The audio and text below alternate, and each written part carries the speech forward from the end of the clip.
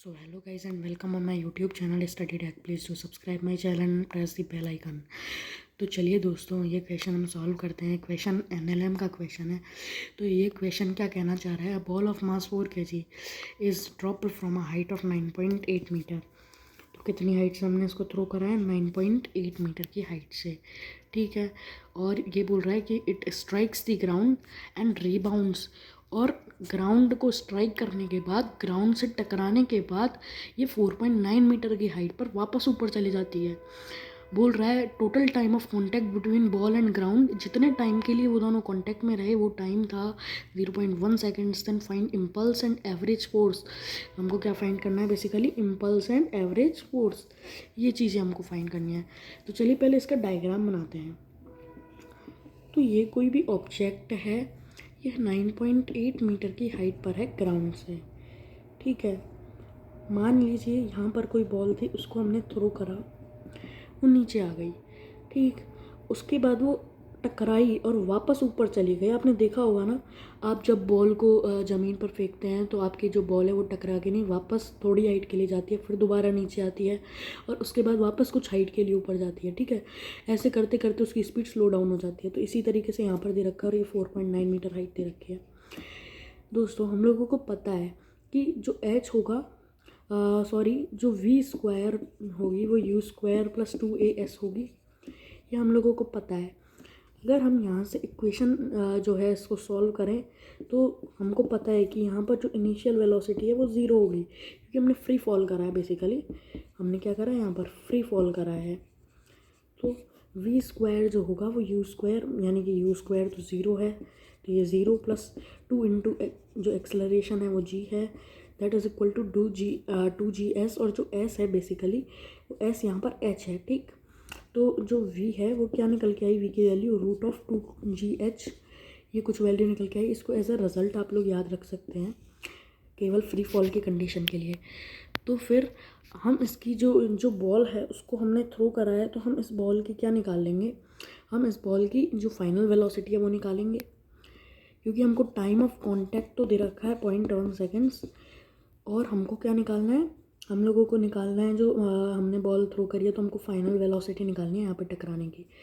तो v is equal to √2 times of GH होगा, that is basically equal to v is equal to √2GH, 2 into gravity 10 into height 9.8 metre की height से throw करा है। सो ये क्या आ जाएगा, 20 इंटू 9.8। तो ये जो क्वेश्चन है ये क्या आ जाएगा, इसका सॉल्यूशन, मतलब जो फाइनल वेलोसिटी है वो क्या निकल के आएगी, 2 8 16। मान लीजिए इसको अप्रॉक्स 200, तो ये क्या हो जाएगा 10√2। बेसिकली ये है माइनस ऑफ जे कैप में, ठीक है। क्योंकि हम लोगों को पता है कि जो ऊपर वाला डायरेक्शन होता है वो क्या होता है, जे कैप। हमने इसको नीचे की तरफ थ्रो करा है तो वो क्या होगा, माइनस ऑफ जे कैप, ठीक है। तो ये माइनस ऑफ 10√2 जे कैप हो जाएगा। अब देखिए इस इंस्टेंट पे, जो ये इंस्टेंट है जहाँ पर ये बॉल जो है ये वापस ऊपर की तरफ चली गई, इस इंस्टेंट पे जो है हम लोगों को किस इनिशियल वेलोसिटी से ऊपर गई ये भी निकालना पड़ेगा। तो किस इनिशियल वेलोसिटी से ऊपर जाएगी, वो भी √2GH के ही इक्वल होगी, ठीक है। तो जो इनिशियल वेलोसिटी होगी that is equal to 20 into जो हाइट वो ऊपर चढ़ी, दैट इज़ 4.9। तो बेसिकली हम इसको अगर 5 अप्रॉक्स मान लें तो क्या आ जाएगा हमारा answer, 100, that is equal to 10। और ये जे कैप में आएगा क्योंकि हमने इस बार ऊपर की तरफ फेंका है, ठीक है। देखिए ऊपर की तरफ फेंका है ना हमने, इस वजह से ये हो जाएगा। तो हो जाएगा 10 जे कैप। यहाँ पर जो मोमेंटम आएगा that is the final momentum, और यहाँ पर जो मोमेंटम आएगा वो आएगा इनिशियल मोमेंटम, ठीक है। तो मास इनटू वेलोसिटी जो है, मास इनटू वेलोसिटी वेक्टर जो है हमारा मोमेंटम होता है।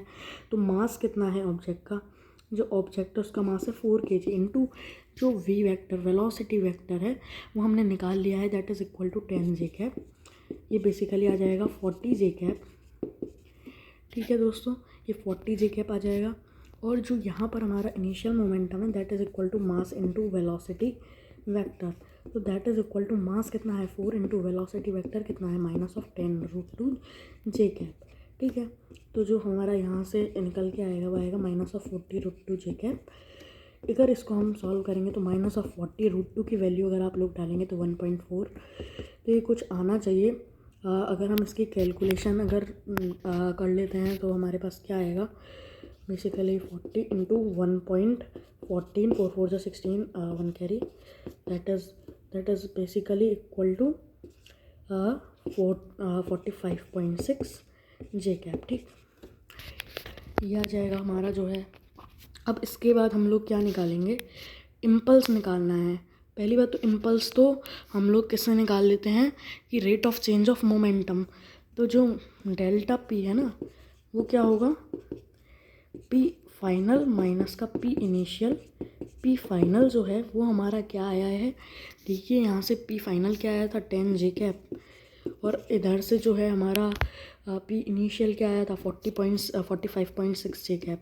तो -45.6 जे कैप हो जाएगा। ये बेसिकली आएगा 10 जे कैप प्लस का 45.6 जे कैप। ठीक, ये आ जाएगा 55.6 जे कैप। ओके, तो ये हमारा क्या आ जाएगा 55.6 जे कैप। तो ये जो बेसिकली ये जो वैल्यू आई है हमारे पास, तो ये जो वैल्यू हमारे पास आई है ये किसकी आई है, हमारे इम्पल्स की वैल्यू आई है। ठीक है, इम्पल्स की वैल्यू ये आई है। अब जो एवरेज फोर्स है वो क्या होता है, delta P by delta T. तो delta P by delta T जो है वो इसकी वैल्यू आएगी। चेंज इन मोमेंटम हमने निकाल ही लिया है 55.6 जे कैप। और जो टाइम ऑफ कांटेक्ट है डेल्टा टी वो तो हमको गिवन है, देखिए 0.1 सेकेंड्स, उसी को यहाँ पर पुट करना है।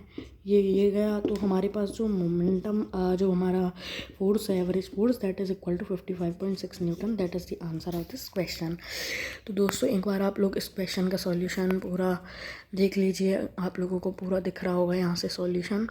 तो चलिए मिलते हैं अगली वीडियो में। वीडियो को लाइक करना, वीडियो को शेयर करना, और जो भी डाउट है उसको कमेंट करना। Bye guys.